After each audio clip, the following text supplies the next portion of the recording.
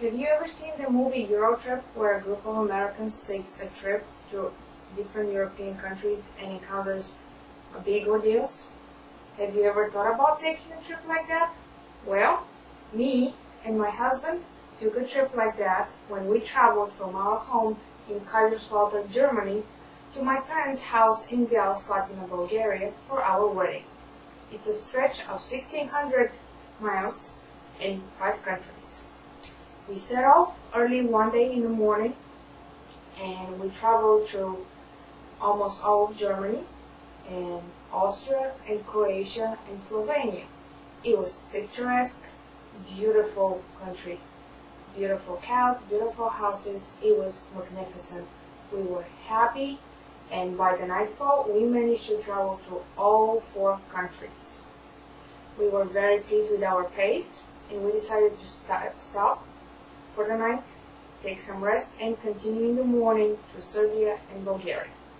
We got up early, and we were at the Serbian border by 6 o'clock in the morning. We knew that Serbian people have some animosity and are suspicious toward American citizens because of the Serbian war, so we were prepared for that. Unfortunately, we were not prepared for came next. We had no car insurance. We didn't realize that Serbia was not part of the European Union, so we had to buy car insurance. But the car insurance company didn't open up until 8 o'clock, so we had to sit at the border and wait for them. The next thing that we had to encounter was the old, outdated computer system in Serbia. We had to fill in all the papers manually, and then we had to go to the bank post and pay for our car insurance.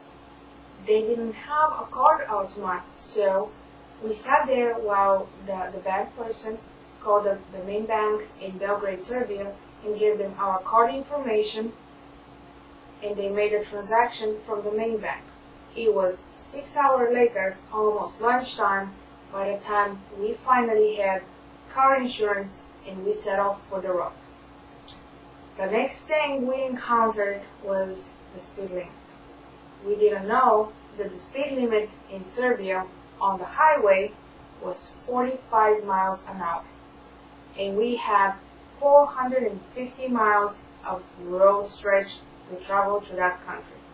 So we set off with a lot of patience, a road map and a GPS system, and we hoped for the best. We were traveling slowly, making sure we don't get into any trouble or we don't get stopped by the police. We were about 15 miles out before the Bulgarian border when we saw a sign that said that the road ahead of us was closed and we had to take a reroute to the closest border point. We were really not happy about that because our GPS system had no coverage and there were no signs on the road. We were traveling blindly and we were not sure where we were going. I just told my husband to keep driving north until we reached Danube River, and then we will just swing to the east and we will eventually reach a border point. That was exactly what we did, because neither of us spoke Serbian, so we couldn't ask people about directions. We just kept driving, hoping for the best.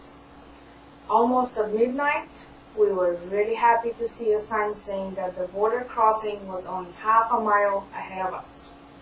So we reached there, and we had to sit for over an hour while the Serbian Border Patrol was watching their soccer game before they come to take a look at our papers. Eventually they came, they did, and they let us go. We were on the Bulgarian side of the border. We were really happy because we were only several hours away from my parents' house, and we thought that would be the end of all of our troubles. Were we wrong again?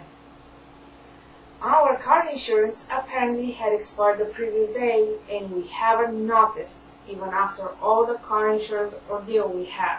So we had to spend several more hours sitting at the border while the Border Patrol was discussing if they should make us buy car insurance right there on the spot, or if they would just let us go as a United Nations vehicle because in American, military Americans, we had military license plate.